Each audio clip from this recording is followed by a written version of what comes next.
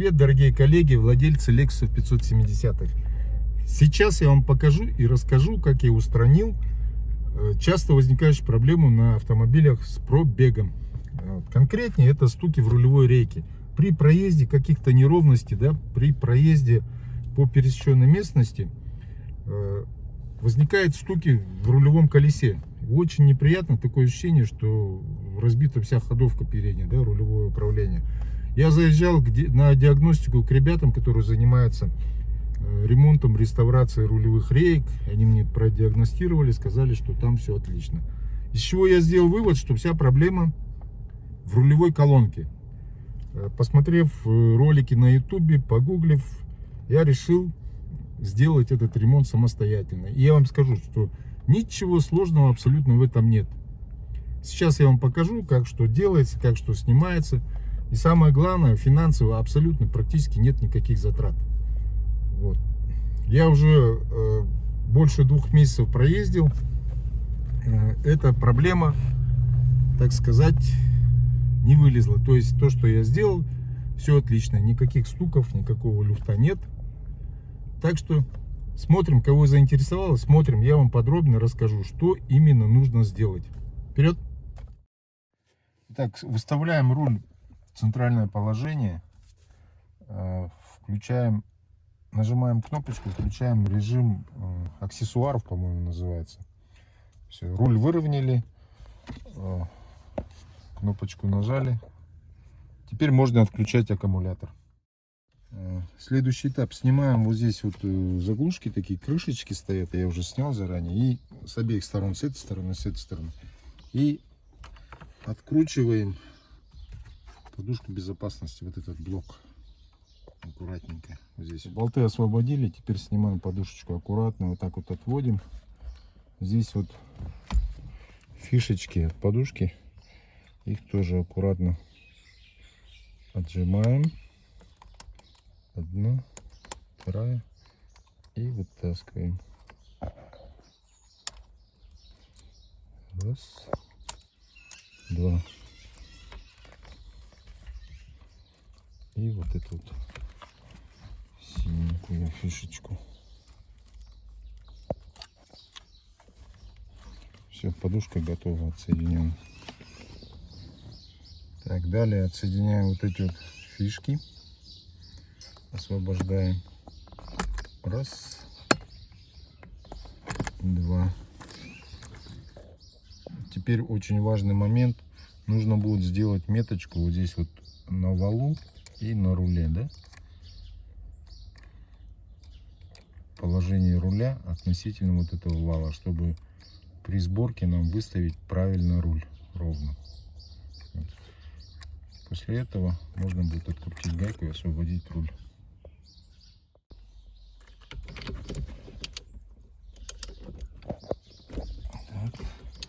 Чуть-чуть высвобождаем, до конца не откручиваем. И такими движениями, все, руль освободился. Теперь можно до конца гаечку открутить и вытащить руль. Вот, аккуратно, чтобы не порвать фишки. Так, все, руль освободили. С вот этим подрулевым шлейфом нужно будет аккуратно. Ни в коем случае его там до конца не крутить. То есть насильно не крутить. Он, в принципе, так свободно вращается. Но лучше его не трогать. Потому что там внутри находится шлейф. Он может порваться. Далее, что делаем?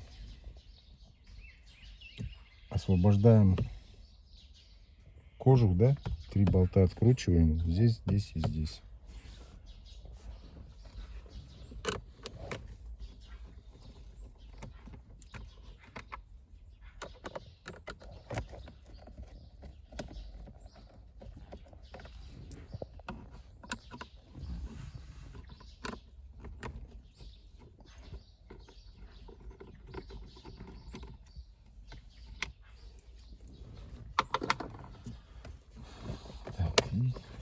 Вытаскиваем. Так, снимаем нижний нижний кожух. Вот верхний. Верхний вот так вот чуть-чуть освобождаем. Далее освобождаем, отключаем все вот эти фишечки под рулем, которые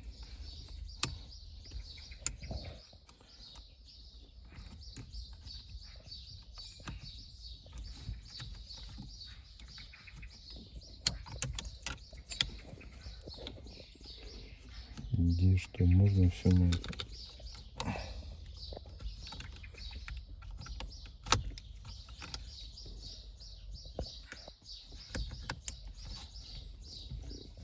Вот эту панельку с кнопкой старт стоп нужно тоже снять. Аккуратно ее вот так выдергиваем. Так, теперь аккуратно вот этот верхний чехол, кожух отодвигаем. И нужно будет снять аккуратно шлейф. Старайтесь вот это вот не прокручивать. Шлейф снимается, отжимается вот 3 зажима вот этих вот. 1, 2, 3. Просто чуть-чуть вот так вот отводите. Я сейчас вот одну руку попытаюсь. Раз, два. И верхний.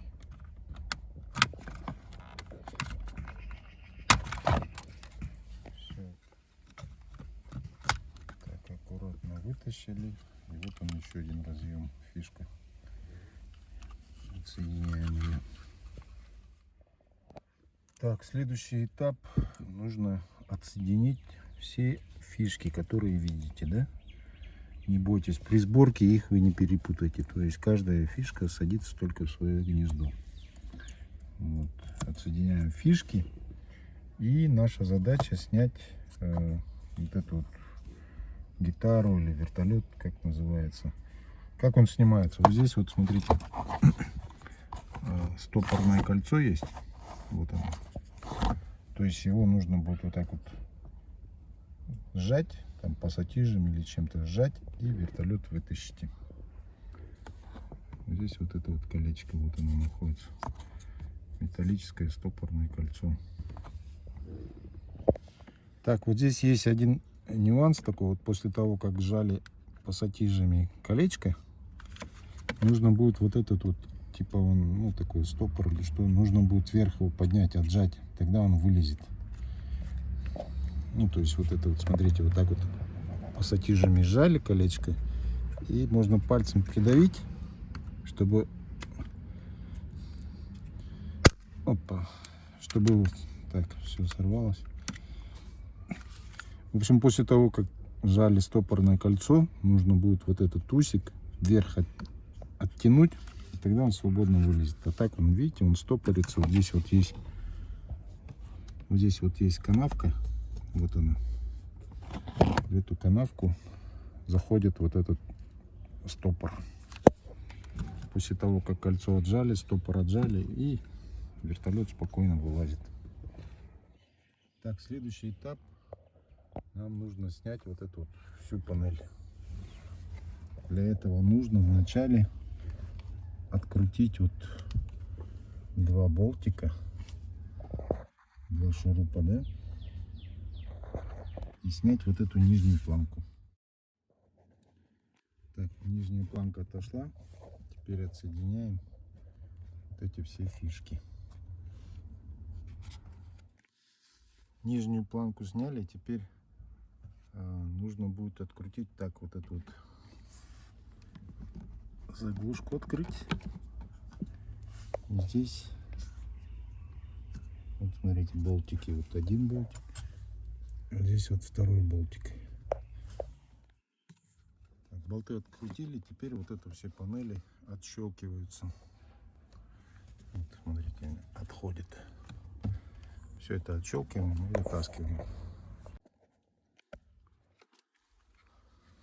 Вот таким образом это все выглядит.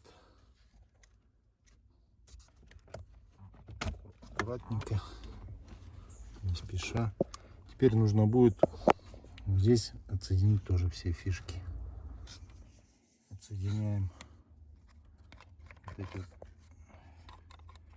это тяги открытия капота, Это вот тяга для тросик открытия бензобака, а это открытие капота. Просто вот, ну, вот эти вот нажимаем и вот так вот вниз вытаскиваем.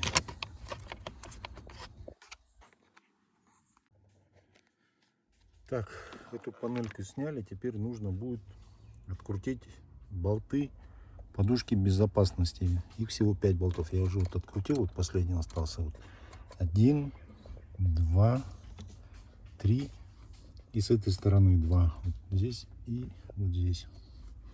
Вот аккуратно откручиваем головкой на 10 и аккуратно вот так вытаскиваем.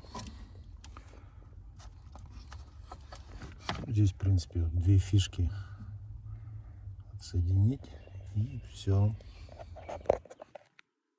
Так, аэрбэк вот отсоединили. Теперь дальше нужно будет отсоединить вот эти вот все фишки, провода, да, чтобы не мешались. Вот смотрите, вот здесь вот на защелках стоит полностью вот ее. Здесь фишку вытаскиваем, вот это все отщелкиваем. А здесь вот все на защелках. Все это убирается. Все возможные фишки, где есть соединение, все это отключаем, отсоединяем от колонки. И нужно будет убрать вот этот воздуховод. Отсоединить вот здесь вот на заклепке, на пластиковой этой фишке. Отключаем и вытаскиваем воздуховод. Так, воздуховод я вот отсоединил. Все, ну провода я сейчас уберу. В общем, дальше показывать не буду. Сейчас покажу просто, какие гайки нужно открутить. Вот. И чтобы вытащить вот эту всю колонку. Рулевую колонку. Итак, вот смотрите.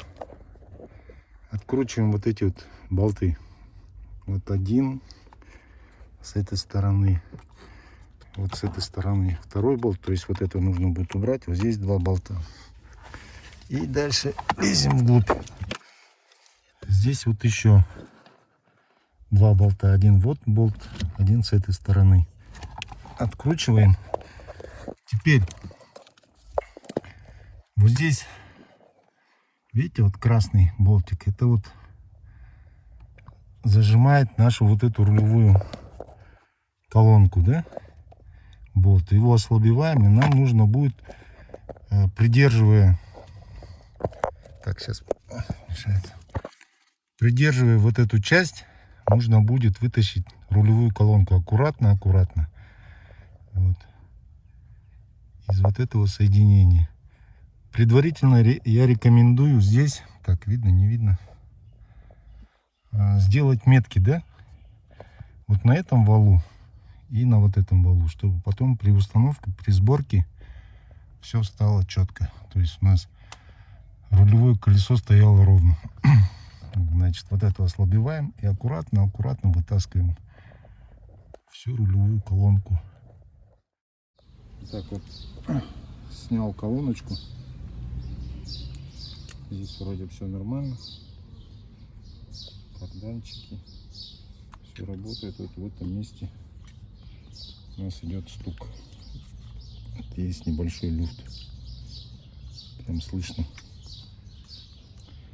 Сейчас снимем вот эти стопорные колечки и попробуем выбить подшипник. Вот стук слышится. Вот в этом месте. Вот если...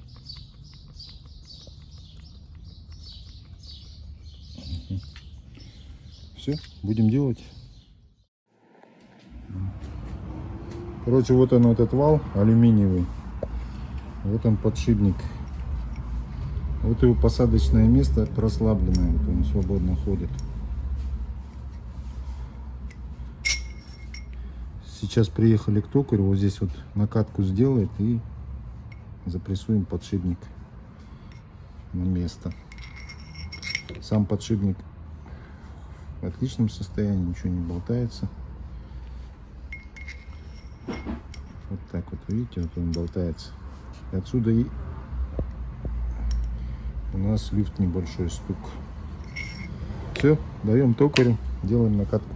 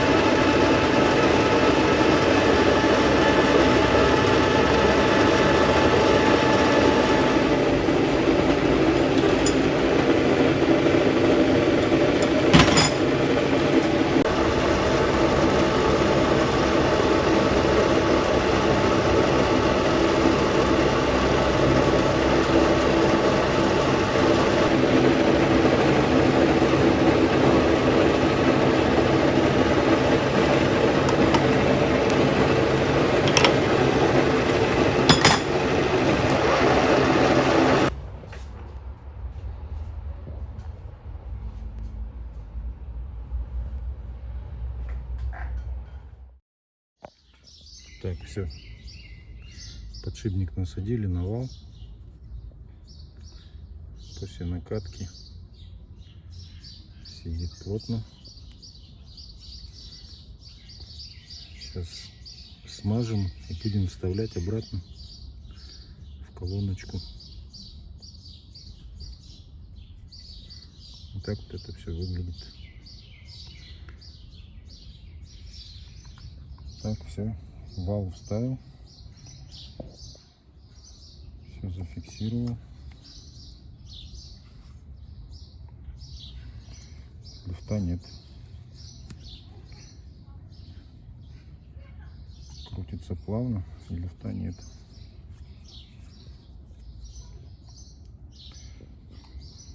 Вставляем все обратно в автомобиль. Все проделывается в обратной последовательности. Ну что, я вот выехал на убитую проселочную дорогу, да, здесь ремонт дороги идет. Раньше, когда я здесь проезжал, у меня такие стуки были бешеные в руле отдавались, да, такое ощущение было, что там или подвеска разбита, или что. Вот. Сейчас еду, абсолютно никакого стука нет. И, кстати, прошло уже 2 месяца после ремонта. Я сразу, опять же, не стал снимать, чтобы это все проверить. 2 месяца прошло. Ежедневная езда. Еще съездил 2-3 раза съездил на межгород. То есть, в общем, получилось где-то, наверное, 5-7 тысяч проехал. Пока результатом доволен. Если что-то изменится, если какие-то появятся стуки, естественно, я сниму опять новый ролик. Ну, вот смотрите, вот какая дорога. То есть здесь абсолютно ехать невозможно. Здесь вот, кстати, новую дорогу делают. Бакат называется, Большая Алматинская кольцевая автодорога. Это вокруг Алматы делают. Протяженностью, по-моему, 66 километров. Здесь я, кстати, снимал покатушки с Isuzu Tropper, вот там где-то. Сейчас там уже асфальт лежит, сейчас туда выйдем и покажем. Вот. Возвращаемся к стукам в руле. Вот. Абсолютно никаких стуков нет, так что этот способ ремонта имеет место на существование, тем более он по бюджету очень такой неплохой, можно сказать, практически беззатратный. Если у вас руки растут из положенного места, то рекомендую делать это все самим. Естественно, только единственное, к токарю нужно будет свозить, чтобы он накатку сделал. Ну там ничего сложного нет. И по стоимости это буквально копейки будут стоить работа токаря. Остальное все сами делайте. Я вам показал, там ничего абсолютно сложного нет. Так что подписывайтесь на канал. И ждите, надеюсь, новое какое-нибудь полезное видео.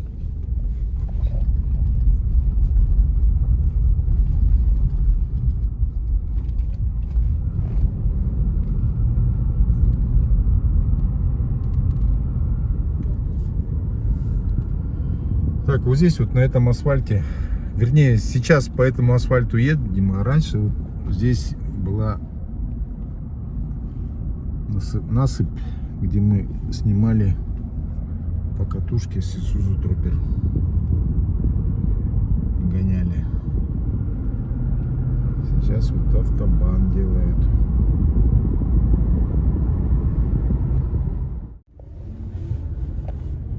В общем, решил вот для интереса замерить скорость, разгон до 100. Какую-то скачал программку, не знаю. Ну, не суть важна, просто интересно, за сколько разгоняется мой Lexus. Попробуем, дорога хорошая.